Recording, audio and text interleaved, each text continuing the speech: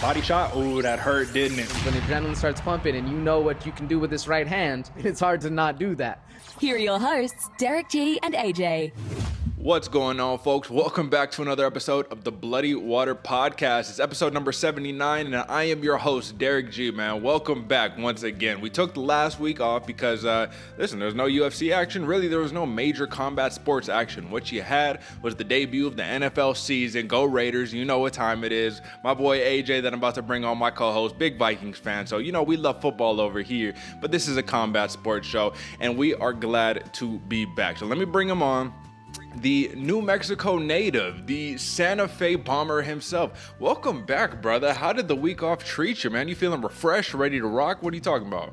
I'm feeling fresh, Derick. I'm ready to rock, my brother. It was a little weird not doing anything, but like you said, I'm glad the NFL had something going because it was nice to get a little reprieve from the normal chaos we have, man. It was a rough week for the Vikes, but that was a crazy game for the Raiders. I don't know if you were there, but that game was popping, man. I bet it was crazy. I wasn't there, man. My folks was at the stadium, man. Almost walked out before they forced the overtime game. You know what I'm saying? Almost walked out. So I'm like, you can't do that type stuff, man. And that's why we love the NFL, because of stuff like that. But there is nothing that is more dramatic. There's nothing that, you know, keeps you on the edge of your seat more than watching a 3-round, you know, combat sports fight, man. A 5-round championship fight, man. So that's what we're here to talk about today, man. You already know what time it is. AJ, man, before I talk about sleepers, before I do record recap and all that fun stuff, I got a couple of notes, my man. I came prepared today, you feel me? Got a little docket that I want to hit, man. So first and foremost, folks, over the past week, we have surpassed 200 subscribers on YouTube, man. So big shout out, big thanks to the big, you know, all the big fans and all the people who support and show love to the pod, man. We appreciate you. We doing this week in and week out, and we appreciate the love. So we officially right now, AJ, last time I checked, 206 subscribers, man. So let's keep that number going up. Make sure you hit the yellow notification icon somewhere on the screen somewhere, you feel me? So you can get notified every time we drop an episode, man. We're giving you the tips that you need to make a little bit of green, you know what I'm saying? Every single week on Fight Night. And this is episode number 79, man. So we've been doing this for quite some time now, you know? So listen, you know what our guy King Bobby Green says, man. Keep sleeping on us, but we gonna wake you up, man. Now, the other thing that I want to hit, we've got a couple of big events going on this weekend, and we're going head-to-head. I say we. UFC is going head-to-head with Bellator this weekend, man. So Mr. Wonderful, Phil Davis, he is fighting the Soldier of God, Yoel Romero, this Saturday, man. And it's really interesting to me because this is the long-awaited debut, man. I want to ask you, do you believe that Yoel Romero, fighting at 205 pounds, you know, I don't know how old the man is now. He's, you know, age just question mark on there. He's 40 plus. He's something. You think he will find newfound success in Bellator? What do you think, man? I think so, man. The Soldier of God is time tested. That dude his age is adamantium. Like, you know, there's nothing. He ain't aging. He ain't rusting. He's crazy. They always have the story of Yoel Romero when he went to the doctor and they were like, "No, what is he made of? Like, this dude is a beast." Whatever they're giving him in Cuba, you know, it was working. I still think it's working, man. Especially dropping down, and I say down to the Bellator, you know, level, as if they're, you know, subordinate to the UFC. But it seems that way whenever the talent rises up. But man, Yoel, I think he's going to do some crazy things. That's still a scary man to be fighting nowadays, man. I don't even know what age he is. Yeah, I'm with you, man. He's made out of vibranium or something like that. You mean, shout out Wakanda, you feel me? But I think it will be interesting to see. You know, he's fighting up a weight class. He's fought at 185 pounds primarily in the UFC. So giving him a little extra, you know what I mean, wiggle room. Make sure he's healthy. Make sure he got a little gas tank. Maybe he can go past the first round. You know what I'm saying? I don't know. We'll see what happens. It'll be a fun fight. Folks, for all my, you know, kind of international fight fan folks, Ryzen 30 is showcasing a 10-bout fight card on Sunday, September 19th. So definitely check out that. And then AJ, big news here. And I don't know how you feel about this. I think the moment was right. The opportunity was right on this. But 15-year MMA veteran and 4-time UFC title challenger Joseph Benavidez, 28-8, 2-3 in his last 5, has announced his retirement at the prime age of 37 years old. Now, let me just rattle off a couple of stats that Benavidez holds, and let's talk about it for a second. Benavidez holds the record for most knockout wins in the UFC flyweight history with 13. He shares the record with Demetrius Johnson, aka Mighty Mouse, for most wins overall in the history of the weight class with 13. And his four fight night bonuses, like performance bonus, fight of the night bonus, stuff like that, at 125 pounds, ranks second all time behind Demetrius Johnson at 9. With these stats, arguably, since Demetrius Johnson is considered the greatest flyweight in UFC history, that'd have to make Benavidez number 2 with these stats, right? I don't know. What do you think? Give me your synopsis on that. Arguably, man, it's crazy to see that Joey Benavidez is retiring, because I feel like he was one of the most underappreciated flyweights out there. You know, he was always in DJ's shadow and kind of never really got the praise he's really deserved, because homeboy is an absolute scrapper. But yeah, when you're next to, your name is right underneath the GOAT, it's kind of hard to deny him, man. It's kind of hard until somebody else surpasses that. So I'm glad he retired, not necessarily because, you know, he was getting worse off for fighting, but just because it was a decision that he made, he was able to come to it. So that's good to see, man. What do you think? I'm pretty much in agreement with you. I guess my last question on this situation specifically is, how do you feel? It must be hard to walk away when you're a 4-time title challenger. You've been to the pinnacle so many times, but you just couldn't surpass that mark. Nonetheless, you have to be very satisfied with the career, right? You know what I mean? It was a great career overall. To say that you were even number 2 in the greatest promotion, in the greatest combat sports promotion in America is pretty impressive. You know what I'm saying? And, who is his wife? Megan Levy. He's got company ties, all that fun stuff. They're probably going to take care of him, man. I think it was the right move. But I have another retirement to announce right here. And this one just caught me by surprise, AJ. 5-year UFC veteran Luke Cool Hand Sanders, 13-5, 2-3 in his last 5, has announced his retirement at the very ripe age of 35 years old. He has a notable win, really one mainly in the UFC over former UFC Bantamweight champion Renan Barão. And I just kind of wanted to ask you, man, does this take you by surprise? Do you think, what do you make of it, man? Do you think there's underlying reasons behind this? He is 35 years old, so, that is a big factor in there. But what do you think? Yeah, that actually does take me by surprise. I didn't hear about this one in the news wire that I look at. So, yeah, man, cool hands out at 35. It seems 35 seems old, but coming from a 30-year-old, man, that ain't too it ain't too right, man. You still got some behind you, but yeah, I wonder if there has to be something going on right there. There has to be some underlying something or other. I don't know, man. Hope it all is well though, and I hope, like you said, for both Joey Benavidez and Cool Hands that they got something else going on behind the scenes. It'd be nice to see. Let me ask you this, man, because this is just something that popped up in my mind when I was reading it. I was like, okay, you're 35 years old. Let's just say hypothetically, you're an MMA fighter. He's got 18 professional fights right here. He retires with 18 professional fights. You're not really, you want to chase a championship. Obviously, that's what everybody wants, but you clearly see it's not really working out. You're on a tough skid. You're 35 years old. Do you think some people just say like, all right, man, listen, how old am I going to be trying to go and still climb up this ladder, bro? Let me go and just work this construction job, or let me go work insurance or do something like that. Like, that's the reality, because we're talking about combat sports. This isn't the NBA where you're making millions of dollars. These are people saying like, I can go and further risk brain damage and risk my health and maybe not be able to work when I get out of here and still be in a tough spot, or I could just call it quits now. Kind of similar in a way. It's one 49ers player who retired, man, real young at like 28, 29 years old. And he was like, yeah, man, I'm done. Different story because he had millions in the bank. But, do you feel what I'm saying here? Yeah. That's a rough decision to have to make too, because then you see people like Glover Teixeira, who I think everybody's forgot about, man. Glover Teixeira is still doing it, yeah. And he feels like he's like 49. I don't know how old he actually is. Or I mean, in an even worse case, what you don't want to happen is you pull up like Evander Holyfield, and that fight did not need to happen. Yeah, I don't even want to bring it up almost, just because it should have been Golden Boy in there getting beat up instead. Mm-hmm. But either way, that's what you don't want. It's a hard decision to make, being like, I can go be in front of a camera, do the things I'm used to doing, be a star, be all this, chase that glory, or I could just be a dude in the world. Yeah. That's hard, man. That's hard. That's a hard choice to make. Yeah, I agree, man. A lot of identity crisis goes with that. And the big thing is that when you're losing and you're on a tough skid, right? Let's say you're 2-3 in your last 5. That means you got half of your paycheck 3 times out of 5 bouts. And you're only fighting once or twice a year, 3 times maybe, So, yeah, it's a tough decision, man. So, shout out to everybody who has to make those tough decisions because that is the reality of the real world. But all love from the Bloody Water podcast. You dig. And you actually brought up the last thing that I wanted to hit on my little rundown, AJ. I just want to say this. Evander Holyfield, that was a shame, man. That was a crazy thing to see. I don't think that should have been commissioned. I think shame on Vitor Belfort because he just went and voluntarily beat up an old man. You know what I mean? Like, that's not right. Obviously, this is some version of TRT Vitor because, listen, man, when it was post USADA and you saw what Vitor looked like, he did not look like what he looked like in that boxing ring. I'll just say that. But this is what I wanted to hit, AJ. I didn't know if it was just me. I'm glad you're in consensus because I haven't talked to you about this. I don't know if it was just me.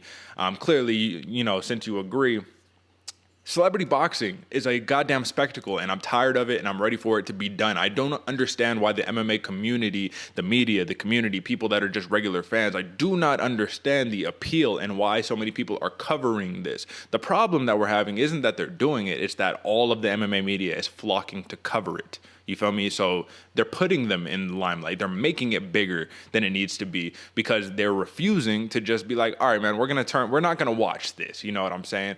But then again, can you ever turn an eye, not rubberneck when you see a crazy car crash or something? People is going to look because you want to see something ridiculous. You want to see, literally in the name, a spectacle. Give me your take on that. And then I'm going to have one last thing that is almost celebrity boxing related, and then we'll get to the real show. But we have one last thing to cover. Give me your take on just this ridiculousness we got at hand. Oh, man, I agree with you 100%, Derick. It's absolutely ridiculous. And I think the only reason that the fighters are trying to do it is because they're out of contract and they're trying to make a little bit more money. So I can't really blame them. I do 100% blame Vitor Belfort, man. Absolute shame on you for juicing up and beating up an old man. I don't know if I would have felt as bad if it was a golden boy in there, as it was supposed to be, instead of him pulling out a week before and putting Evander Holyfield in the fight. But that's a discussion for another time. I do think also shame on the media as much as covering, because that's what we didn't want to see, and we all knew what was going to happen, but everyone's still plugging it. It's still the conversation, and yeah, I disagree wholeheartedly, man. It's rough. It's absolutely. Rough. I'm in consensus with you. And last thing here, man, I don't know if you saw it, the VMAs Video Music Award just went down. Conor McGregor, the media covered it again. They say, oh, he throws a drink at Machine Gun Kelly, and if you don't know who that is, folks, it's some he's a rapper dude, some rap cat, right? Who is married to Megan Fox or something like that, or dating or whatever. That's neither here nor there. The point is, immediately following that, their scuffle, right? Odds came out that you could bet on for a Machine Gun Kelly versus Conor McGregor celebrity boxing match, which is never going to take place. But the point is people are immediately jumping to, oh, it's beef? Okay, well, you guys are going to go and box, right? And it's like, I love that idea. But when we're talking about Conor McGregor, right, we're talking about literally one of the best to do it in the UFC versus Machine Gun Kelly. I'm just like, you guys, you're making a mockery of this thing that we take so seriously, that we love so dearly. You're making a mockery of it, and I'm offended. And that's really what it comes down to. I'm just offended because Conor McGregor on his limp leg, is going to beat the brakes off of Machine Gun Kelly or whoever the hell, is an average Joe out here trying to do it, man. So that's rant over. That's it. Well, I'm done with this. But you got anything on that, or are we ready to move on? No, I agree with you 100%. I would be even more mad if I was Conor McGregor and they put odds out on me on some rapper. Like, of course I'm going to murder this dude. And also shame on Conor for one, even being at the VMAs. Like, I don't think he belongs there at all, but you gotta get in where you can. And getting wild, I guess that is Conor's MO. So he was being who he is, but man, it's a shame to see, and it's a bad spectacle. Absolutely, man. So I do think that this does go to show. This shows the hand of Conor McGregor. I think the championship days are kind of behind him. I think he's transitioning into just overall celebrity stuff like that. You feel me? It's all good, man. So that's it, folks. Drop a like, subscribe, all that fun stuff. You know what time it is. A little unorthodox start to the show, but I wanted to cover some of that good stuff. Now, AJ, you know what we got to do. We got to do a little bit of poster review, my man. And we did a little hint at this one, you know what I mean, 2 weeks ago on our last post show. But here we go again, man. What do you think of this poster? Now we got a very interesting layout, kind of top on bottom, Spann versus Smith looking at each other. It's inverted. It's weird. It's kind of chalk writing, Smith versus Spann. You know, you got to give me a number on it, 1 through 10, and just tell me what you think of the poster, boss. Derick, I like the writing on this one. that's about it, my brother. Okay. I like that chalkboard writing. I think that's cool. I do appreciate the graphic designer kind of mixing it up a little from the norm, but this 69 style is a little strange to me, and I'm not a big fan, to be honest with you. They're looking down, like both each other looking down on each other. It's just kind of weird. Yeah, I'm going with the 3. Oh, sheesh. All right. See, we got a real critic over here, folks. AJ's a real art critic over here, man. I agree. It just logically doesn't really make sense. Ryan Spann is looking at Smith's chest and vice versa. I don't know. You got the white dude on top of the black dude. What's up with that? We got some hidden agendas here? No, I'm joking. Listen, man, I agree with you. I'm not going to go as harsh. I'm going to go with a 6 on that one, just because I do like the color scheme and I do like the attempt at the creativity. So with that being said, folks, let's hit some sleepers, man. How about we do that? It's time for some fight night. If you ain't paying attention, you're gonna sleep on me and I'm gonna wake you up. All right, before we do the big ones, the 2 real sleepers that we curated for you good folks sitting at home. AJ, I need to let you know, the return of Raquel Pennington is arriving here this Saturday. Rocky is back, returning from a 6-month USADA suspension, testing positive for 7-keto DHEA, AJ. And then I didn't know what that was. I was like, that's a whole bunch of random letters and numbers, so let me go figure out what that is. What that is specifically, people who take 7-keto DHEA for obesity, muscle strength, anxiety, depression, and other conditions, but there's no good scientific evidence to support these uses. However, this substance, this whatever you want to call it, it might promote weight loss by speeding up the body's metabolism and converting more energy to heat instead of storing it as fat. And we do know Raquel Pennington. I'm not trying to hate on nobody, but just aesthetically, she isn't like chiseled 6-pack when she's entering the cage, right? So it could be for one of those reasons. I want a very quick 1 or 2 sentence take on, do you think the level of cheating is the same regarding if somebody wants to take steroids to get stronger, or if somebody is trying to kind of cheat the weight cut and take a little something that'll let it burn off a little easily? What do you think? Yeah, that thermogenic debate is hard because it's legal cheating, even though you're doing it in a legal way. I'd say it's a little less egregious than steroids, at least. Okay. At least with just the thermogenic burn, you're not adding a little bit of muscle size and going to be able to hurt your opponent worse. You're really just hurting yourself a little bit worse. So I'm gonna go a little less on this one. What you think? I'm pretty much in agreement with you. I think cheating is cheating at the end of the day, and you shouldn't be respected for cheating. However, it is less egregious than trying to give someone permanent brain damage with a very enhanced boost right there. So I'm excited to see it. She's fighting Pani Kianzad, one of my other favorite women bantamweights in the UFC. So that'll be fun. Nicholas Mota, his fight against Jim Miller got scrapped. Jim Miller had to pull out for the first time in his 51 fight career with COVID. So he's fighting Cameron Van Camp. Fun bout. A lot of good stuff, man. But let's talk about one specifically that we got up here, AJ. This is one that you brought up first, man, and I'm going to flip it over right now. Tafon Nchukwi versus Mike Rodriguez. Slow Mike Rodriguez at 205, man. This is going to be a really fun bout, and I want you to set it up for me, man. What made you pick this one? What brought that to your eye? What do you see in this one?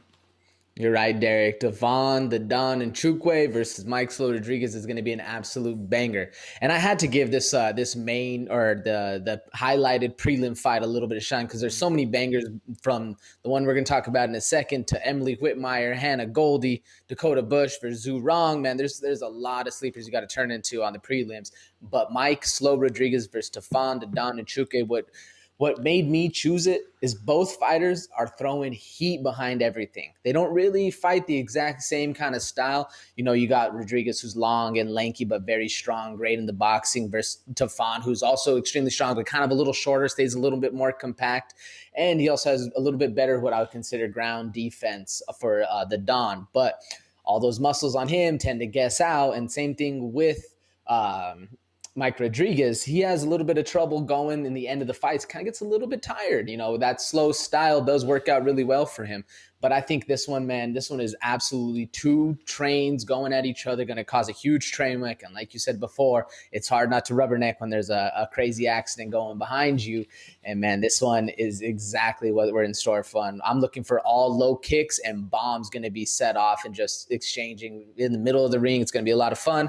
I'm predicting Nchukwi to lead the dance, but Rodriguez is very dangerous on the back foot. How do you see this one playing out, Derick? Well, I think there's bigger implications at stake for this bout specifically too, right? Because in Nchukwi, we got to think about where his mental is going to be at. You're coming off the first loss of your career where you got the brakes beaten off of you by the Iron Turtle, Jun-Young Park, man. I told you, don't play with that, man. And that's always something definitive for me, because the next sleeper we're going to talk about a very similar situation. But kind of the point is, will he come out and try to attack the same way that he attacks and gas out the same way he gasses out, or will he be timid and will he be tentative because he doesn't want to feel that? They say fatigue makes a coward of all men, right? You don't want to experience that. That's like almost the worst, right? It's probably the worst to sit there and say, you know what, man, I'm not even scared of the dude in front of me. I'm just scared of feeling trapped in a cage with a dude who's trying to take my head off while I'm absolutely exhausted and don't know where to muster up the energy from. Nonetheless, Mike Rodriguez is coming off of back-to-back submission losses. Generally won't have to worry about that one in this matchup, so it'll be a good get-back fight for him. But this is kind of like back against the wall type situation, man. One of his losses as of recent to Ed Herman, right? That was kind of very fluky. Ed Herman pulled the UFC veteran move on him right there. But the point is, I think this will be a very fun matchup. I do think Mike Rodriguez can take the blueprint from Jun-Young Park and try to use that to his advantage to get the victory. However, it's going to be a tough task when you're standing in front of Tafon Nchukwi, who I believe cuts like 50 pounds to get down to 205, man. He is a very, very big man, and he could take you out with one punch. But guess what? Slow Mike Rodriguez could do the same. What's the saying, AJ? Let's hit it. We recite it every time. Smooth is slow, and what is it? What do we got? Smooth is fast, and fast is something like that. Know. Nonetheless, something like that, folks. Go Google it if you need to, man. But listen, it's a good one that comes with Mike Slow Rodriguez. And all right, lastly, before we get out of here and do some main card recap or main card breakdown, excuse me. Impa Kasanganay, come on, man. I had to bring him up. This is a welterweight matchup between the 9-1 Impa Kasanganay and the 16-4 Carlston Harris. And listen, man, this is going to be a fun matchup. The reason why is because Impa Kasanganay, he's kind of similar situation, right? He took that big highlight knockout of the year loss to Joaquin Buckley, the flukiest knockout that you could have, because I don't think it's ever been done before, with the spinning kick when he got caught and all that. Nonetheless, he came back and he says, you know what? I'm going to drop down a weight class and I'm going to come back more balanced, more patient. I knew that this was just a fluke. I knew it wasn't a flaw in my actual game overall. But the dude he's fighting, Carlston Harris, listen, man. So this is a grappler versus a balanced fighter, man. Harris, he's got a very interesting striking repertoire. His right hand is less of a right hand and more of a club to your head, like a hammer fist club. You know what I'm saying? And I want to see how Impa Kasanganay is going to be able to keep the fight on the feet, keep it standing, because if you go to the ground with Carlston Harris, man, a dude who I feel like a lot of people do not know about, he'll snatch up that darce, he'll snatch up the rear naked, he'll snatch up, an anaconda choke. I think that was his last one, actually, was an anaconda choke, man, out of nowhere. So it's one of those situations, AJ, where, you shoot in for a takedown, which Impa Kasanganay is prone to do, and you get caught immediately right in the darce, you know what I'm saying? Hook the leg, put him to sleep. You don't want to see that happen, but I do think the stakes are high for this one because Carlston Harris has 20 career fights and Impa Kasanganay only has 10, man. I want to ask you, how do you feel about this fight, man? Do you think Carlston Harris is as big of a sleeper as I do? He is. That is exactly what I was thinking too, Derick. Very much a sleeper. Not too many people know exactly about him, his style, but he is very dangerous on the ground, very long, very fast. And, the kind of when fire meets water, this is a good match for him specifically because Impa Kasanganay, he's very well talented, but not necessarily a specialist or hasn't had the fights in there in order to really, dominate one sort of style or the other. So I think this is a good, not necessarily stepping stone for both fighters, but a good name to work yourself in, on the hit list. Yep, absolutely, man. So those are two really big sleepers to watch out for. If you like the sleepers, drop a like, subscribe, give a comment, and tell me who your sleeper is, because y'all probably got there sitting at home like, you not covering this one? Like, come on, what are we talking about? There's so many good fights on this card. You can only cover so many, so that's why we specifically curated these bouts for your viewing pleasure. Not just a sleeper, but a very entertaining sleeper that hopefully will deliver. Generally speaking, we're pretty good on that end. So, all right, AJ, that's the sleepers, man. Let's hit some main card action. Here's You know what another time main it card is. breakdown, courtesy of your hosts, Derick G and AJ. All right, man. So listen, I was just talking about the man who pulled off the KO of the year in 2020, Mansa, Joaquin Buckley, the king, the new king, coming off of a big loss. Live by the kick, die by the kick. Live by the KO, die by the KO, man. He got starched in his last bout against Alicio de Chirico, but I do think the man is going to come back strong, man. So we have a middleweight contest. Minus 210 is the favorite, Joaquin Buckley. Plus 170 comeback for Antonio Arroyo. AJ, man, I need to ask you this about Antonio Arroyo. This is a must-win, is it not? He is 0-2 in the UFC. He's lost to two really good grapplers, and in his last fight, the size discrepancy between, I believe, the 5'6" Duran win and the 6-foot Antonio Arroyo was something to see, man. That was crazy. And to lose to the small man like that is something else. So let me ask you this, AJ. Joaquin Buckley, who has more to lose here? Joaquin Buckley, if he gets knocked out again, all that momentum he had is out of the window. Antonio Arroyo has never really had an opportunity to get his striking off because grapplers have kept him on the ground the whole time. So if this fight stays standing, I think this could be kind of 50-50-ish in terms of striking repertoire, and then we're going to need to see the whole gambit of mixed martial arts to determine who's going to be the winner. So what do you think about this matchup, AJ? I definitely think Antonio Arroyo has a lot more to lose as far as like career wise. You know, I definitely think he's on his back's on the fence, man. He needs to get something going to actually prove he's a real deal contender in the 185-pound division. But I feel like Joaquin Buckley has a little bit more mental to lose on this one. I feel like even if he loses this fight, it's not necessarily the end of his career, but it might be the end of, you know, thinking that he's the guy, you know, at least mentally. He definitely, I feel like Joaquin Buckley, after he gets knocked out like that, he comes back hungry. He comes back really hungry. We saw it in the Impa Kasanganay. After getting KO'd by Kevin Holland, he did what he earned the KO of the year on Impa Kasanganay. So it's definitely going to be interesting to see how his mental is going into that. But this one's going to be absolutely crazy, man. If we're able to see a standing match with Antonio Arroyo actually putting it in on him, and then while Joaquin Buckley, you know, doing what he does, man, he's all about pressure. He's going to – the thing I don't like about Buckley, and hopefully he does fix this, is he tends to duck and roll. And what happened last time with the de Chirico, he ducked and rolled himself right into a shin. So we can't be seeing that coming on. But do you think Buckley's going to be working for takedowns on this one? Do you think he's going to implement that Duran win strategy, or is he going to stick true to who he is and start swinging and banging? You see, I don't know if that's in his game, man, because that's the thing I was thinking too. I was like, that's the smart way to go about it. But then when you look at Buckley, and not just look at him, but when you hear him speak, you listen to his interviews, and you kind of just like watch him overall as a fighter, it seems like there's a lot of ego there. And there's a lot of ego in all of us, don't get me wrong, but he seems the type where he's like, I'm going to stand in front of you, I'm going to knock your head off your shoulders. The same way he did to Jordan Wright, which was very impressive, because Jordan Wright was knocking out everybody, the Beverly Hills Ninja. So for Joaquin Buckley right here, man, and it's interesting that you noted that kind of ducking and rolling style, right? I do think he probably could have legit chops as a boxer, man. Not even necessarily as a mixed martial artist, but simply as a boxer. But yeah, you got to stay away from doing those movements. That's the big reason why you never see MMA fighters duck down like that, because literally catch a knee, catch a kick, whatever. In boxing, you could do that all day just fine and you're safe. Now, the question that it comes down to here is, can Antonio Arroyo take advantage of that ducking and rolling style? Because he is got legit, real deal Muay Thai chops, man. He's a blue Prajid, I believe, in Muay Thai.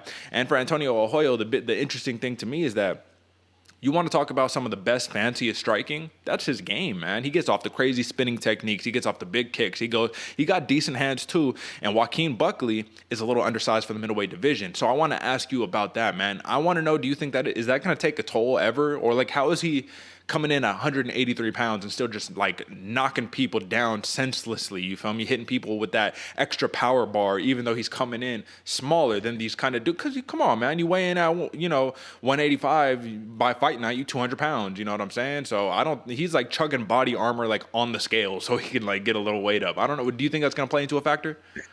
I think it could. I think it could because I really Antonio Arroyo, his striking is phenomenal when he's able to do it. But his biggest problem that I've been noting is he gets drawn into a war. He's down to sit there on his punches and swing and bang and literally trade hit for hit, like you go, I go, you go, I go, and that's kind of been a big hindrance on his gas tank, man. That's really where we see Antonio Arroyo start to struggle is in the later rounds. But I mean, it's crazy to see that someone that slick and that movement has, gas tank issues.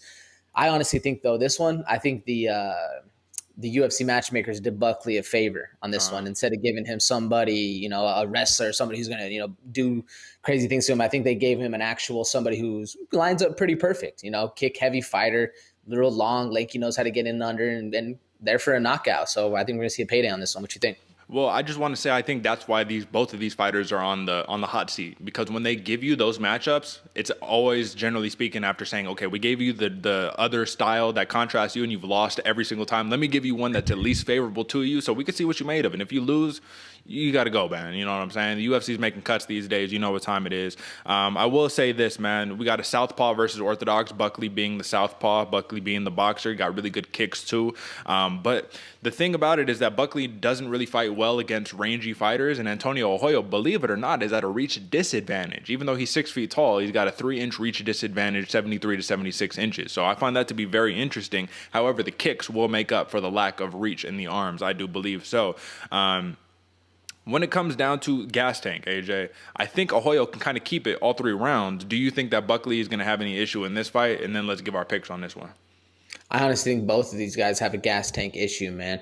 If Arroyo cannot get drawn into a war, I think he'll do a lot better. But I think Buckley's going to bring the war on this one, man. We'll see what happens, man. At the end of the day, folks, 100% takedown defense for Joaquin Buckley. So if Arroyo decides he wants to go the wrestling route, it might not work out for him.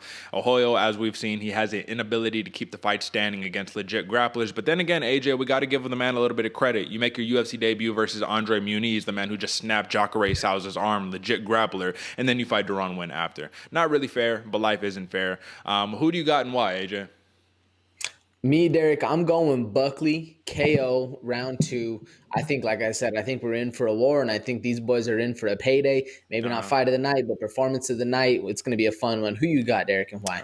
All right, my man, I'm going new Mansa. We rolling with Joaquin Buckley, not simply because I do think he's a power puncher, not simply because I think he's got some real chops and he's got that Mike Tyson style, that ducking and rolling Mike Tyson, customado shift style, but because I think Antonio Arroyo has shown a lack of discipline in the cage. You know what I mean? There's some positions where he finds himself in where instead of getting out, getting the fight up, and let's go, let's scrap, he kind of plays into the opponent's game on whatever it is. So I think if Joaquin Buckley baits him into the war, he'll show a little lack of discipline, a little disinterest in the fight, and I do think that we might see a knockout in this one, because when Buckley hits you, generally speaking, you don't get up. So that's going to be for that. That's a good opening bout, man. I really enjoy that opening bout. But this next one that we got here is a super sleeper right here. This was going to be my sleeper before it got bumped up to the main card, actually. So we got Nate Maness, Nate Mayhem Maness, as a plus 160 underdog against the minus 200 favorite in Tony Gravely, man. So listen, man, I'm a big fan of Tony Gravely, AJ. I think that I've made him a sleeper a couple times on this program, but Nate Maness is nothing to play with, man. This is someone who, once again, I think a lot of people do not know about. This card overall doesn't have the biggest of names, but listen, what stood out to Nate Maness? What stood out about Nate Maness to you specifically, AJ? I'm in agreement with you, Derick. I love Tony Gravely, but I think this one is going to be a crazy fight, man. Nate Maness, he's long, he's lanky. And one thing, if you go watch his first fight in the UFC, he takes a cup check very well. Oh, yeah. All right. Munoz Jr., man, he hit him in the groin multiple times. And, at that point, getting kicked 8-9 times in the nuts, it's a mental thing. You just got to dig down, bite in the mouth, and say, fuck it, I'm beating this dude's ass for doing what he did to me.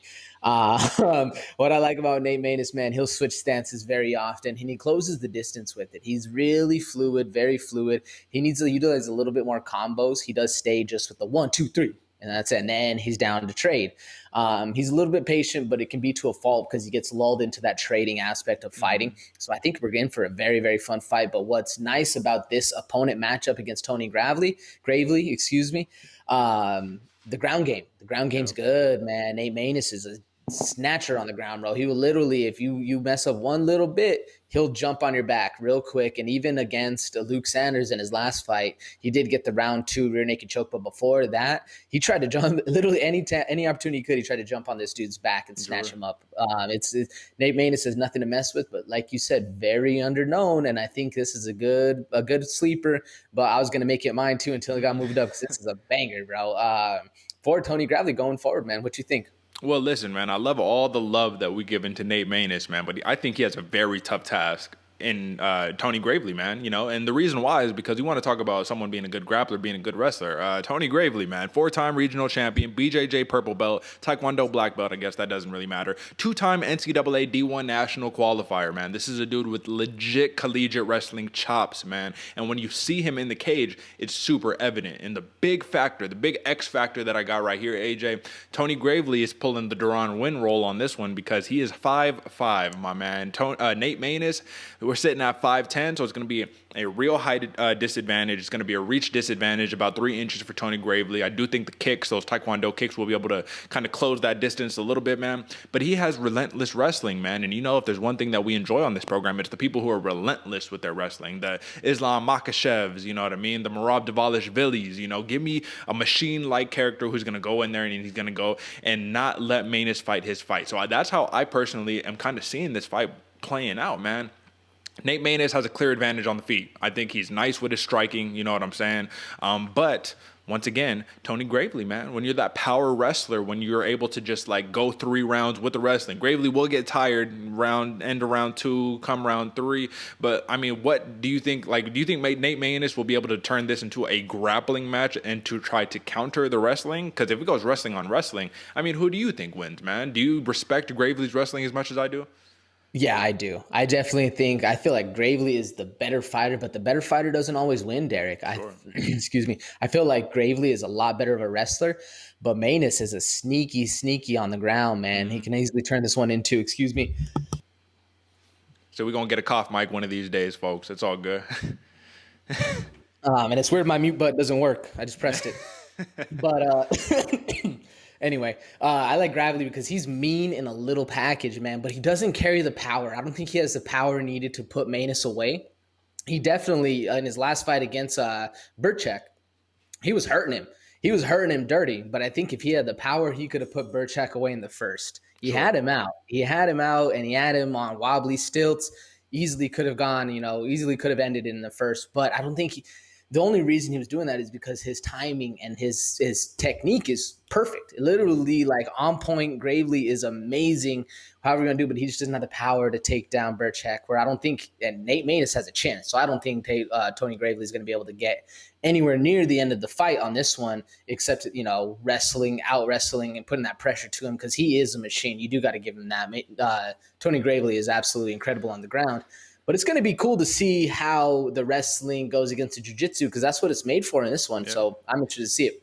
Well, here's the big thing right here, man. The one advantage I do give Nate Maness, he's going to be the bigger man, not just height-wise, but he is a former regional champion in 3 different divisions, in bantamweight, featherweight, and lightweight, which is super impressive. Tony Gravely, kind of smaller frame, 4-time regional champ, as I've noted before. So both of these dudes have regional championship experience, which I think is very important because you know what it's like to fight 5 rounds. You know what it's like to have that pressure on you. And now you're chasing the title. And listen, the winner of this one, man, I think gets a big boost, you know what I'm saying, up the bantamweight rankings, and we know right now bantamweight is one of the more stacked divisions in the UFC. Believe it or not, man, Tony Gravely actually lands 2 more significant strikes, double the amount of significant strikes per minute than Nate Maness. So he's a little more active with the hands and with the feet. When it comes to takedowns, man, he averages 6 takedowns per 15 minutes, man, at a 50% clip. So that's the big difference. 88% takedown defense for Nate Maness. And Nate Maness, when he wants to shoot himself, he averages about 1.3 takedowns at a 66% clip, man. So that wrestling, you're going to have to overcome it or else it's going to be a long night at the office. But if we're on the feet, do you think, this is just my last question before picks, man, do you think Nate Maness, whose notable victories in his career over Jesse Arnett, knocked him out, Luke Sanders submitted him, do you think he'd be able to put Tony Gravely out of his consciousness, man? The man has never been knocked out before. I don't think so. That's a hard question. I don't think so because anything can happen and you touch that chin correctly and everyone's going to sleep regardless, as much as mindset comes into play. we are a machine after all, and you hit that button, we go to sleep. Mm-hmm. So I don't think Maness can do it though. Gotcha. Personally, yeah. Gotcha. So yeah, it'll be a fun fight, man. It'll be a fun fight. Looking overall at these stats, man, I do think that this has got potential for fight of the night on the main card on that one, man. But yeah, give me your pick and why, AJ. I'm going Maness by decision on this one, Derick. I know it's the underdog call, and he's a live sleeper on this one, man, because this is a big test for Gravely, and I don't think anyone's giving Maness the respect that really comes with it. And I think because of that, the mindset's going to come into play. I don't think Gravely can put him away, so I think it's going to end up going to the judges, and we're going to see a decision win coming for Nate Maness on this one. Who you got and why? Well, I've seen Tony Gravely pass the De Freitas test. That was a jiu-jitsu guy, a legit jiu-jitsu guy right there. I've seen him pass the wrestling test, and Anthony Bierchek knocked him out, right? You know, big win right there. Now we're going to find out what are his chops against the striker and the wrestler and the grappler all combined into one. I will say, generally speaking, Tony Gravely has been a big favorite in most of his fights in the UFC. I'm talking about minus 400, minus 500 type stuff. So to see the line at minus 200 opening up, which is probably closer today because, folks, these are opening odds. I do think that they're giving Nate Maness a lot of respect right here, which is important. So I think it's actually flipped, AJ. I'm going for Tony Gravely. I think he's going to win via decision, grinder, wrestling match. You know what time it is. But I do think that a lot of people are counting out Tony Gravely simply because of the size discrepancy and because of the proficiency with the hands and feet of Nate Maness. Tony Gravely's pops, man, is a Taekwondo instructor who's been doing it for over 30 plus years. Gravely's been doing Taekwondo since he was like 4 years old. It's kind of like the Cheyenne Bays story. So listen, man, people look at him as a wrestler, but he got striking chops too. So we'll see what happens. I'm going Gravely decision. You going Maness decision, man. May the best man win. All right, folks. Hit this next one, man. This is a big one. Number 14 ranked Arman Tsarukyan is a minus 735 favorite over the plus 510 underdog Christos Giagos, man. Disrespect, right, AJ? I love Tsarukyan. He's a legit killer, but Christos Giagos is no slouch by any means, right? I'm a little flabbergasted by how much that negative 700 favorite, man, plus a 510 comeback from a boy Giagos. That's crazy. Yeah, man. I mean, so why do you think that is? Do you think Tsarukyan is simply fallen to like the hype? Do you think the media is just hyping the man up? He's a killer, man. I think he's better on the feet. I think he's a better wrestler than Christos Giagos. But as we saw, Giagos could be losing the fight and win. And that's just as simple as it gets, man. What he did against Sean Soriano is he was getting pieced up for the better half of 2 rounds before he used his heart, his experience, his determination, and his grit to pull out the submission victory, man. Put Soriano to sleep, literally, like spit oozing out the mouth the whole entire 9, man. So I will say, you know, like it does strike me as a little overconfidence for Arman Tsarukyan because this has upset written all over it. But at the same time, this is Arman Tsarukyan who basically beat the brakes off of Matt Frevola, you know, one of my favorites, Steamroller Frevola. Davi Ramos, man, huge win versus a very experienced cat in Ramos.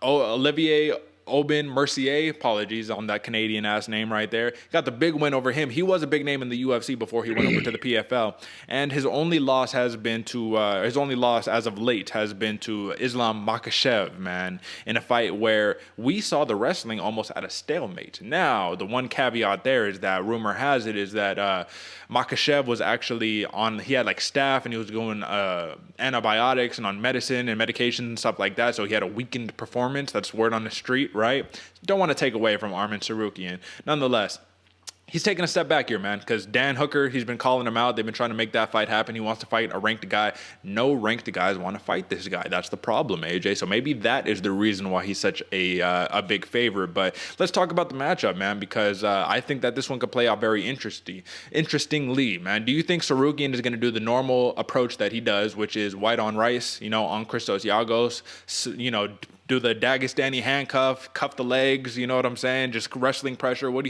you think this is going to play out?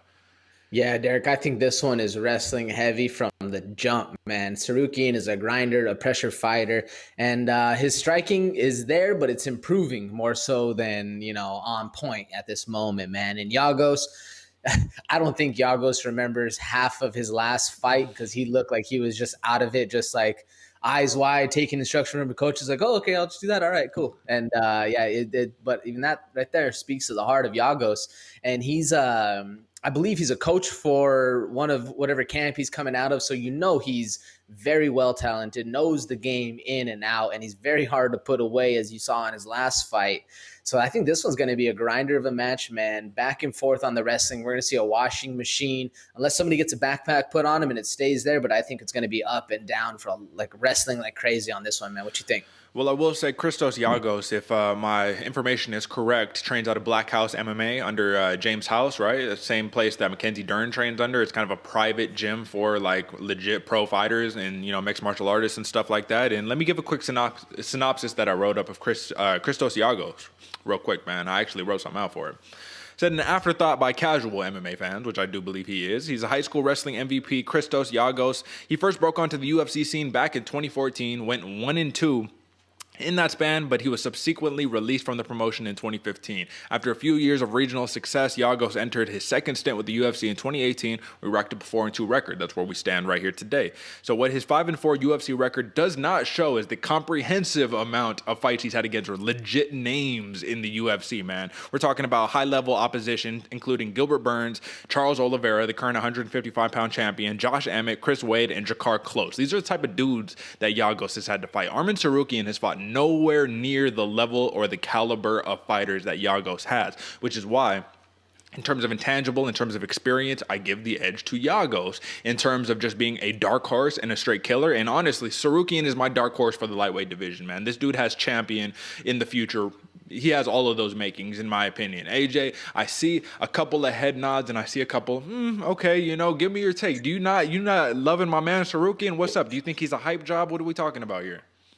No, I guess I shouldn't have given the face as much. I maybe not champ within the next year, but Tsarukyan's a grinder. And the thing you can't take away from him, I believe in his last fight against Matt Frivola, he took that on a week's notice. Yeah. And what he did to Matt Frivola on that week's notice, imagine him with a full training camp. Because he's staying in shape. He's out there working in the gym. But it's a different kind of work when you're actually fully focused on one guy and getting those 10 rounds in instead of just like, all right, I'll jump in here and there, do your thing. But it's hard. Just I gave that face because 155-pound division is rough, man. Sure. It's so deep. It's so hard to get a stake in the claim. And the crazy thing about Christos Giagos is when he first jumped on the UFC, who'd they give him? Gilbert Burns. And then you think all right, this is gonna be an easy fight. Some young dude. Nah, Gilbert Burns. That ain't an easy fight at all. Takes it goes the route of his UFC route is going, and then comes back. Guess who they give him? The champ. Literally, Charles Oliveira right off the jump, man. They ain't doing Christos Giagos any favors at all. But Tsarukyan, I think this is the one test where he's going to actually be able to make a name for himself if he gets the win. Sure. If he gets the win, he does it in impressive fashion. I think Tsarukyan's going to finally, start to not be that dark horse that you're talking about and actually get a little bit of shine to his name on this one, man. Sure, man. Well, I do have to say, man, let's give a little context, right? Gilbert Burns in 2014 was not the Gilbert Burns of today, and Charles Oliveira of 2018 was not the Charles Oliveira of today. Charles Oliveira at one point was kind of an afterthought of the featherweight and lightweight division. So now it looks a lot better today in 2021, but during the time, it probably wasn't as crazy as we're making it out to be. Listen, Giagos is a power wrestler who keeps his head on the center line after he throws strikes, which is a big no-no. Wrestles primarily out of the southpaw stance. I wanted to hit that. Wrestlers, when you're taught to wrestle off of your dominant foot, your dominant hand, right? So when Giagos, he could switch back and forth, orthodox, southpaw, whatever. But it's that obvious tell of when he wants to wrestle, he goes to the southpaw, then does the shot. Arman Tsarukyan is a little more well-balanced than that. Wrestling is a little more high level. So overall, man, I think it's going to be a fun fight. I think like I said, on the feet, Tsarukyan has the advantage. In the wrestling, Tsarukyan has the advantage. But that's where it could be interesting, is the wrestling, because Christos Giagos, he's a pancration gold medalist, and so is Arman Tsarukyan. He's a pancration world champion and a 4-time jiu-jitsu gold medalist in Christos Giagos. So with all the nonsense aside, all the, hyping up and dark horse, this and that, give me your pick, AJ, because I'll tell you what, I'm going Arman Tsarukyan, TKO round 2. Easy. Ooh, TKO round 2. All right, I like it, brother. Yeah, I definitely agree with you. I think Christos Giagos Arman Tsarukyan is very much the better man on the feet. And it's up for debate is who's better on the ground, but I definitely think Christos Giagos has a better heart going forward, or at least more of a grit, and has just been doing it a little longer. So I'm going with the underdog, man. I'm going 5-10 plus on this one. Christos Giagos submission round 3. I think this one's going to be a great fight, man. All right, folks, and all of my betting folks out there who want to play a little wager this weekend, man, it's going to be hard not to put some money on plus 510 Christos Giagos. In all honesty, man, you know what I'm saying? I would not put the minus 735 on Arman Tsarukyan. There's absolutely no value to be had there. Even if he does just blow the brakes off of Giagos, you're not making any money on that. You know what I'm saying? So play the underdog side here. I will say Nate Maness is probably a better underdog play than Christos Giagos in my opinion. But listen, man, if you hit big on this one. So you got to risk it to get the biscuit. And let me take this off. And right before we move on, folks, drop a like, subscribe. You still tuned in. We appreciate you. BloodyWaterPodcast.com. Give us a follow on Instagram at Bloody Water Podcast and on Twitter at Bloody Water Pod. But the hub, BloodyWaterPodcast.com, you can find all that stuff there. And you can listen to it for free, man, if you don't got Apple Podcasts or Spotify or none of that fancy stuff. So, all right, man. AJ, this next matchup here, we got Ariane Lipski versus a no headshot, Mandy Bohm, man, you know, making her UFC debut. I will say this, AJ. I think this is the last shot for Ariane Lipski, the queen of violence, man. I think that she was so hyped up coming into the UFC. I was very excited because, listen, man, she got these pictures and, you know, in her Muay Thai getup, you know what I'm saying? She's over here beating the brakes off of people and all that fun stuff, man. And she's a wild, fun fighter, man. I will say that. She has that brawler style. Like, she throws hands. She comes to really throw. When she gets her back flat on the mat, it becomes a very big issue. And this is an interesting line. Would you not agree, AJ? We got minus 120 favorite is Ariane Lipski with a minus 110 comeback for Mandy Bohm, man. So this is closer to a pick'em than anything. And I think a lot of people don't know about Mandy Bohm, in all honesty, right? She made her name coming up on the German MMA scene. She's fought in TKO MMA, which is the same promotion that Cyril Gane was the heavyweight champion of. Nate Maness also fought in TKO MMA. And lastly, she's coming off of a win in her lone Bellator, fight, man. So I don't remember, in all honesty, if this one was like a short notice type of situation or a cancellation or if they just made the matchup. But I do think it was interesting that Mandy Bohm got a UFC shot just kind of, I don't know, just like immediately, you know, coming to one win in Bellator. That wasn't very impressive. Like, it was a good fight. It wasn't the most impressive thing. And then it's like, all right, come to the UFC. All right. Nonetheless, man, listen, the Queen of Violence versus Monster, man, it's going to be a fun one over here. And I need to know this, AJ. Do you think Ariane Lipski, who is now training at ATT, right, American Top Team, she's made the change, no longer training in Brazil, Nova União, no longer doing that stuff, man. She needs a win. She got the brakes beaten off of her by Montana De La Rosa in her last fight, man. She lost to Antonina Shevchenko. She got TKO'd by her when Antonina Shevchenko was kind of on like a rough skid right there, right? And the big thing that she's known for, man, is the knee bar on Luana Carolina, which was very impressive. But then again, it was very short and just to the point. Got it done, man. She is 2-4 in her UFC tenure. And like I said, she's probably on the hot seat, man. How do you see this fight playing out, man? Who leads the dance in this one?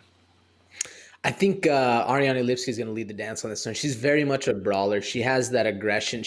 As long as she's on the feet, her attitude is forward and just aggression, just swinging like an old school Brazilian, man. I can't remember the name of the dude right now. But anyway, she's absolutely aggressive. It's neither here nor there. But the big thing to me, what really changed this one up to me, man, she's training with the GOAT. She's training with Amanda Nunes, man. Yeah. So Amanda Nunes is putting it on her back, making her get up, making her do the stuff. So I think Ariane Lipski is going to be crazy in this one. And Mandy Bohm, don't get me wrong, man, she looked really good in the fight, but she looked like a regional fighter, if that makes sense, against Greet Eekhouse or Eekhout, however you say that name. Sorry, Greet, my bad. But she was just like winging shots, hands down low. And don't get me wrong, she very much is one of those flow fighters where she'll put the lead hand down and kind of roll the shoulders and get dipping and dodging in there. But you do that in the top of the top in the UFC. And especially when those shots you're throwing aren't the crispest. She has a very crisp jab, but other than that, she kind of just wings everything else. She'll throw those punches that go like, the cat paw punches, like a cat trying to paw at you. And she's down to trade. So I think this is a very good fight. And I think this is one of those ones where the UFC matchmakers are, kind of throwing one like, hey, Ariane, here you go. Like, come on. But at that point, she doesn't do it. cut. So I don't know, man. I do see this one playing out on the feet though, much more than on the ground. What do you think? Well, listen, man, I think that we give him a little disrespect to Mandy Bohm because I see things differently, man. When I watch Ariane Lipski fight, I see regional fighter right there. And the reason why isn't because she doesn't have Chris combos. That's not what I'm saying. She has nice combos. She mixes up the punches and the kicks very well. Everything is winging. Everything is loopy for Ariane Lipski. Everything is big hook, 4-punch combinations where you're not bringing your face or you're bringing your hand back to protect your face, right? And Mandy Bohm, I do agree, she does do the low hands, low lead hand, but she has the one key, and you mentioned it earlier, man, that I think will be the key to victory, man. She can jab your face off, bro. And she does have a reach disadvantage, but when your opponent with the longer reach is throwing everything loopy, I mean, listen, straight beats, loopy all day long. So I think that's going to be the key is Mandy Bohm not only uses a crisp popping jab, snapping jab, but she'll just throw straight shots, man. She'll throw just 1-2s down the pipe. Does it look a little goofy? Yes, it does. But then again, she does remind me, I mean, she has very much like a Muay Thai style, right? Because she'll go put you up, grab you in the clinch, knees all day. Now, that's the one key, and I'm going to let you hit on this real fast, AJ, but that's the one key. They're the same height on this one, man. So I feel like Mandy Bohm is used to using a height and a size advantage that she's not going to have in this one, but I do think the knees are going to play a big factor. What you got on that? Yeah, I'm glad you said that because man, those knees are dangerous from Mandy Bohm, man. Especially she's very good in the Muay Thai clinch, but I feel like Ariane Lipski thinks she's very good in the Muay Thai clinch. It's where they'll get it there clinched up, and then start knees, will start throwing, and we'll see. The biggest thing for Ariane Lipski on this one, though, man, is just her back cannot hit the ground unless she has severely improved on that fact. But do you think Mandy Bohm's going to be able to take her down in this one and make it kind of that style of fight, or is this one staying standing? I think this is staying standing, man. I don't think that's Mandy Bohm's game, really. I think she's going to want to sit there, use that jab, and just kind of circle around the cage, do the thing. I do think Ariane Lipski could, in a way, pull a oh, man, I'm blanking on the name. She's a young fighter, black hair, and she's a young female fighter, and she, like, in her last fight, brawled and rushed into her opponent so much she immediately got taken down and finished, like, immediately. Who am I talking about? Who do you know? I don't know who you're talking about, but that's exactly what I can see happening too. Because Ariane Lipski literally just will put her head down and just and attack. So yeah, one of the fighter I'm talking about, she's most known for saying, nobody's going to save you. Nobody's here to save you, man. I don't know why I'm blanking on the name. She's such a young fighter. She's one of my favorite fighters in the UFC. But nonetheless here, folks, I do think it'll be interesting. 2-3 in her last 5 is Ariane Lipski. 5-0 is Mandy Bohm, man. Undefeated, never tasted defeat yet, man. So it'll be a fun one. And I will say, man, I can't knock Ariane Lipski too much, man, because out of 13 career victories, 6 of them via knockout, 3 of them via submission, only 4 via decision, man. She has the chops to put you out, man. She has the chops to do it. She just needs to live up to the potential. I don't know if it's a mindset thing, but listen, the best bet for her is keeping the fight standing. However, I'm going contrary, and I think the best bet for Mandy Bohm is keeping the fight standing and just jabbing her face off, man. So I'm going Mandy Bohm on this one, and I'm going a decision victory. I do not think we're going to see the beatdown that was Montana De La Rosa versus Ariane Lipski. I don't think we'll see that by any means. I think it'll be a fun, competitive fight back and forth, but I'm edging out Mandy Bohm, and folks just realized my big X factor, literally the thing that did it, because it was kind of 50-50 on this one. Ariane Lipski has the experience edge. Straight shots, man. I just think the straight shots are just going to be hitting. When I see Ariane Lipski sit down, bite down on the mouthpiece, and just throw a 5-punch combination, all like big shots like this, it's you just waiting to get countered, man. You got to bring that hand back up to the face. But Mandy Bohm has to do the same thing because she has a knack of leaving her hands out too after she pops the jab. So give me your pick and why, AJ. Yeah, I really like this fight, especially because both fighters are down to get an award on this one, Derick. But me personally, I'm going Ariane Lipski, man, and I'm going KO round 1. Ooh. I think she's going to do it. I think AT&T has changed it up for her. Even if her back hits the ground, I think she's going to be working well, but I don't think that's going to happen, man. I think we're going to see some lights, and Mandy Bohm's going to be seeing birds flying around her after the KO knockout, man. Like I said, Ariane Lipski, KO round 1. I will say sometimes those bright lights can be a little too bright for newcomers to the big show, man. But it'll be interesting to see how it plays out, man. I do know Lipski will be motivated and fired up for this one. But all right, AJ, co-main, man. We got Ion Cutelaba, the Hulk, who is the -140 favorite, believe it or not, in a light heavyweight clash between, against the +110 underdog and Devin the Brown Bear Clark. I'm a little surprised on the odds on this one, to be honest with you, AJ. Ion Cutelaba is 1-3-1 in his last fight, and that extra one on the end is not a no contest, but it is a draw against Dustin Jacoby, which I will say is very impressive. Dustin Jacoby has been on a streak, man. He's killing it ever since he came back from Glory Kickboxing. He has been beating the brakes off of people, looking like a world beater. But Ion Cutelaba, we're talking about hot seat. There's a lot of fighters that we're talking about that are on this hot seat, AJ, and he is definitely on it. The 27-year-old Southpaw is going to need a big performance against Devin Clark. But Devin Clark did make note. He says, Ion Cutelaba, he's normally the guy who bullies people. Well, I get to be the bully this time around, man. And I think I can see that happening. So my question to you, AJ, we saw Ion Cutelaba, who grew up training Sambo from, he trained Greco-Roman as an adolescent. He is a world champion, or a national champion, in Sambo and Judo. So he's got real grappling chops. We saw a very wrestling intensive approach from him. We also saw a gas tank issue from him because of the wrestling heavy approach. Do you think we see the same thing, or do you think he's going to try to go more, hands heavy approach on this one? How do you kind of see this one shaking out? It's hard because I definitely think if he's smart, he goes wrestling heavy on this one. But going wrestling heavy against Brown Bear Clark is a tall task to ask. And you got to love Ion Cutelaba, man, because win, lose, or draw, homeboy is a madman. And that's what we love to see, man. He throws heat from the jump, but it's those big looping shots like we were talking about with the last fighter. If Cutelaba is smart, he's going to shoot for the takedown and try to work a ground and pound finish. But like I said, man, against Brown Bear Clark, that's a tall task to ask because homeboy is a great wrestler and carries absolute power in the hands. And I expect Devin Clark to fight the same way he did against Menefield, man. Tire him out, work the takedown, beat him up. It's pretty stacked after that. What do you think? Well, I agree with you, man. I do think that's the game plan, and I do think that Devin Clark is going to have the better gas tank in this one. He showed it against Menefield, and Menefield is one of the strongest light heavyweights that we got on the roster, man. So for him to have that type of performance was very, very impressive. But I will say Devin Clark, his one weak point to me, man, and I've been a big fan of this dude for a long time. He's also had a very uneven career in the UFC, some wins, some losses, right? It happens in the UFC. He's 6-5, man. So when you're just barely above 500, I mean, that's 11 fights right there.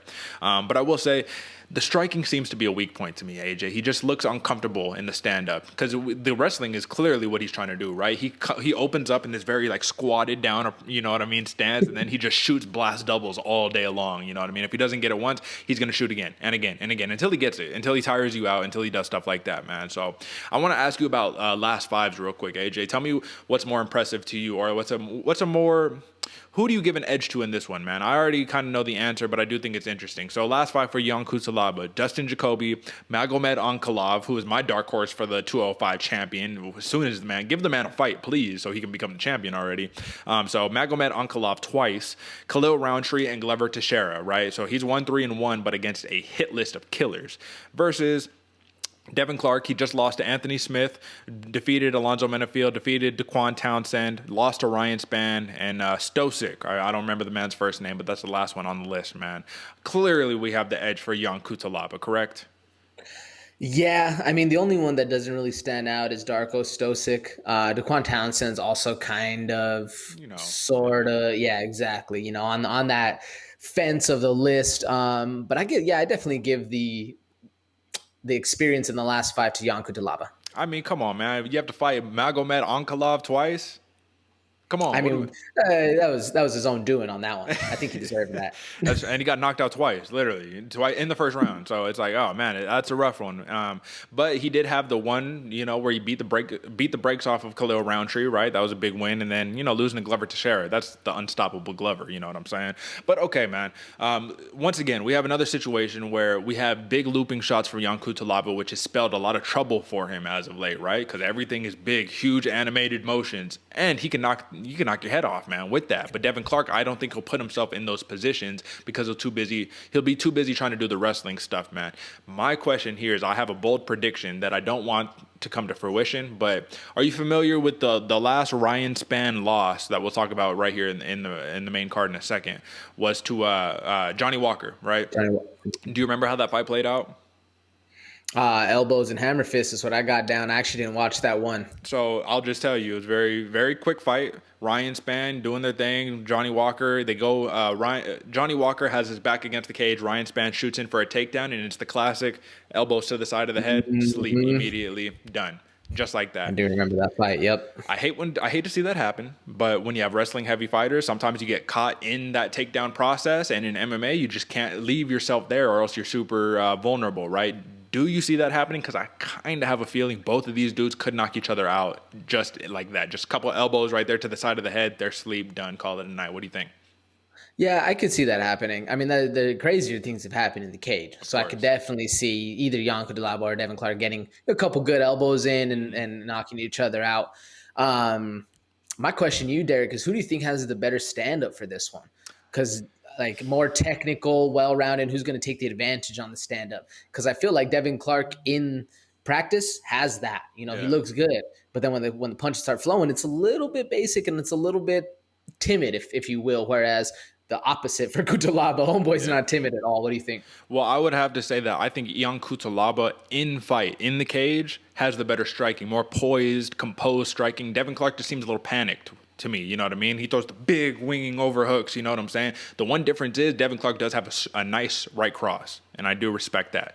Jan Cutelaba, I don't think he got the crosses. It's all just hooks and bombs, you know what I'm saying? But I do think it doesn't matter how good you are in practice. It depends on what you're doing come fight night, you know what I'm saying? I think Jan Cutelaba, not only does he have a little more experience, 21 career fights as opposed to 17 for Devin Clark, but listen, man, the dude's also a little more spry, a little younger, 27 years old versus 31 years old for Devin Clark, and he's fought dudes who got real striking chops, right? Not to say that the dudes Devin Clark has fought doesn't have real striking chops, but I mean, come on, man. Roundtree, Teixeira, Jacoby, Ankalev, you're literally fighting kickboxers, boxers, like dudes who got real hands, you know. So I'm going to give the edge to Jan Cutelaba, and I think that his best bet is having this fight stay on the feet. Devin Clark needs to get this fight to the ground if he wants to win. Cutelaba needs to keep it on the feet.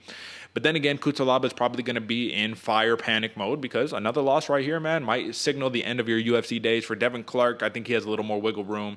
Give me your pick on this one and why, AJ. Yeah, Derick, I'm going Devin Clark by decision on this one. It's kind of a bold pick that neither of these dudes are going to fall or finish each other, but I don't see it really going out that way, man. I think Cutelaba is a little too one-dimensional for Devin Clark. I think Clark's going to put it to him, going to get the ground game going, fight the same kind of fight that he did against Menefield. But to that point, you got to be careful with Cutelaba because he can put you out real quick especially in the early part of the fights. Round one, super, super dangerous. So he gets caught. And even in the Menefield fight, Devin Clark got caught, and he was on wobbly legs round one. So if that happens again, Jan Cutelaba, he might be able to put him away. But like I said, I'm going Devin Clark by decision, man. Who you got and why? I'm going Devin Clark by decision as well. And I was just about to say, I was like, man, if he could survive Alonzo Menefield, there's almost no one as dangerous in that first round in the 205 division than Alonzo Menefield. So if he could survive that, I have confidence he'll be able to survive against Cutelaba. This man is training out of Jackson Winks MMA out of the great state of New Mexico. And listen, man, his notable wins, there we go, show some love, man. His notable wins is slow Mike Rodriguez, Alonzo Menefield, Jake Collier, which I guess isn't that impressive, middleweight turned heavyweight, and Daquan Townsend, man. For Jan Cutelaba, really the biggest win of his career. He's fought a bunch of big names, but the biggest wins of his career have been against Khalil Roundtree and Ghazi Murad Antigulov, right? That's really it for him. So you fought all the names, but you're not really winning, so it doesn't really count. So Devin Clark by UD for me. The last thing I will say is I think Jan Cutelaba, what we love about him is the pre-fight antics, right? The screaming in your face, painting yourself green like the Incredible Hulk. But I think he puts a little too much emotion in the cage, personally. You got to fight stoically, logically, all that. All right, main event time, AJ. We finally here. Now, this is an underwhelming main event, I will admit, you know what I'm saying? But Anthony Smith, number 6 ranked Lionheart Anthony Smith, opens up as a minus 165 favorite against the plus 135 underdog in number 11 ranked Ryan Superman Spann. Now, Anthony Smith, perennial gatekeeper, OG of the light heavyweight division, arguably should have been the 205-pound champion, dethroned John Jones by taking the Aljamain Sterling approach, which nobody with pride and an ego would ever do. But hey, man, he didn't do it, and here he is chasing gold still to this day. I do not believe that the window for a title is closed for him by any means. But you got to get past Ryan Spann here. And if you don't, you're going to get sent to the back of the queue. And that's not what you want here. Because Ryan Spann, man, I think that he is being a little under-respected in this one, man. Aside from that Johnny Walker loss, he has been damn near unstoppable against UFC opposition, man. He's been killing the game for everybody. I will say the Sam Alvey fight, I'll just say, hey, man, you know, that was one of those ones where the judges might have did him a favor on that one. But nonetheless, man, Sam Alvey's one of those guys. We already know what time it is, man. Anthony Smith says Ryan Spann has nothing for him that he hasn't already seen in his total. Let me see, because Anthony Smith is, I believe, have 51 career fights for Anthony Smith. He says Ryan Spann got nothing new under the sun for him, man. He's seen it all, done it all. I think it's a little too overconfident. And he's also saying, Ryan Spann, you trying to cut promos. What you mad for, bro? Come on, we about to fight. Why you talking? What are you mad for? And Ryan Spann, I think he got to hype himself up a little bit, but nonetheless, man, he's killing the game. So how do you see this fight playing out right here, AJ? And do you think Anthony Smith has as much of an edge as he's trying to make it seem that he does? I think optically he does. I think optically, on paper, Anthony Smith has much more of a advantage than Ryan Spann. And don't get me wrong, Ryan Spann has been absolutely killing it. And not only have we seen him get it done on the feet, but we've seen him get it done on the ground. Mm-hmm. He's very dangerous. I don't know why Ryan Spann doesn't get the respect that he deserves. I think it's this fight. If he wins this fight, then we're going to finally see him kind of start to kind of be in the shine, be in the limelight. But so far, he just hasn't really had that moment to where he's able to actually get the media attention yet. Undeservedly so, because he is an absolute killer of a fighter. So how do I see this one playing out? This one's probably the hardest fight for me to actually say, like, this is what I think is going to happen, because I think Anthony Smith all around, he's a gangster, man. But the problem is he's a very nice gangster. Like, he's very, very either he's in it or he's not. I think that whole problem with the crackhead breaking into his house really messed with his mental game. But he's really gotten it back against Devin Clark and Jimmy Crute, even though the Jimmy Crute one wasn't really, he didn't really stop him. It was just another mechanical issue where you touch a certain part of our body and it kind of stops working.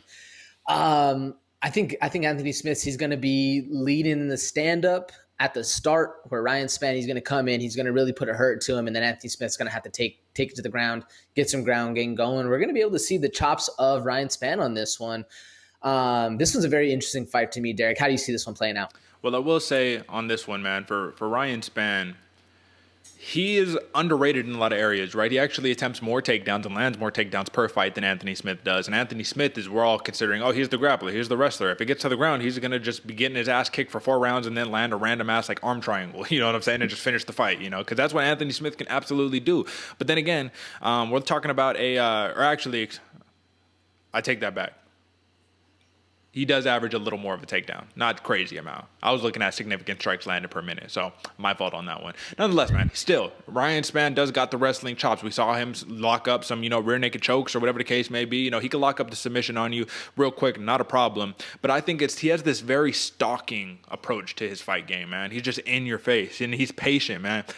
So one of the things that I liked when he was fighting Misha Serkinov, man, is he had him back against the cage, right? And instead of just recklessly wild abandon, going in there, going crazy, backed up to the center of the cage and said, all right, we're going to reset. Let's do it again. You know what I mean? Come on. You're going to fight my fight. I'm not fighting your fight. I know that you want to be back against the cage so you can explode and try to, do that. And I think he did the same thing against Devin Clark, actually, which worked out to his advantage a lot because he ended up getting that submission win against the wrestler, right? So Anthony Smith has to be careful. But then again, he is a BJJ black belt. I mean, this dude's got chops on the ground. We already know what time it is. But he's not... I have noticed that with Anthony Smith, I feel like everybody has noticed, with Anthony Smith, the one way that you could really beat him is with heavy top control, right? Heavy wrestling out of the top control and not get reversed. Easier said than done, but we saw that against Glover Teixeira, right? Where he got the TKO victory, just laying on top of him, man, smothering him, not letting him up. We saw that against...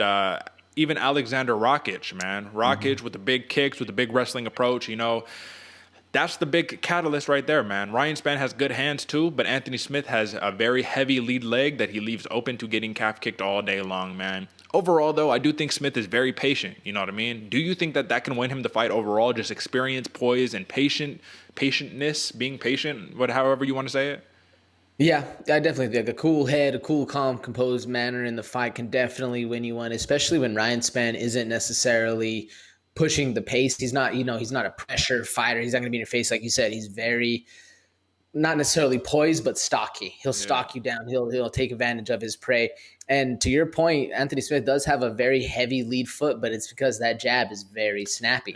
So if he's able to snap you with that jab, 4, 5, 6 times, and you just keep getting your head bounced back, it takes a little bit of that pressure off and allows Anthony Smith a little bit more wiggle room to do what he does. You know what? That's funny you say that, man, because that's the biggest pro that I have for Anthony Smith. He has a long jab. Not just a jab, a long jab. He throws that thing out there, right? Very experienced vet. And for Ryan Spann, he can get caught following his opponent sometimes. You know, he doesn't always do the greatest job of cutting off the cage. Nonetheless, this gatekeeper in Anthony Smith has a lot on the line here. I do agree that Jimmy Crute fight was interesting, but you got to give him credit, right? If you give Cheeto Vera credit over the Sean O'Malley, you know what I mean? I know Sean O'Malley's undefeated, but still, you know, if you give him credit for the dub, you got to give Anthony Smith credit for kicking that knee and, you know, causing the mechanical issue. But I don't think we're going to see any of that flukiness tonight, man, or on this weekend. You know, I think Ryan Spann has a good chance to get an upset, man. He is a BJJ blue belt as well, man, so he does got some BJJ chops. But the experience is going to be a clear difference in this one, man. Anthony Smith just, like I said, 51 career fights, only 25 for Ryan Spann, so he literally has half the experience on there. Nonetheless, I just want to rattle off a couple quick things before we get out of here, AJ. Power advantage, who has it? I'd say Spann. Speed advantage, who has it? Smith. Heart advantage, who has it?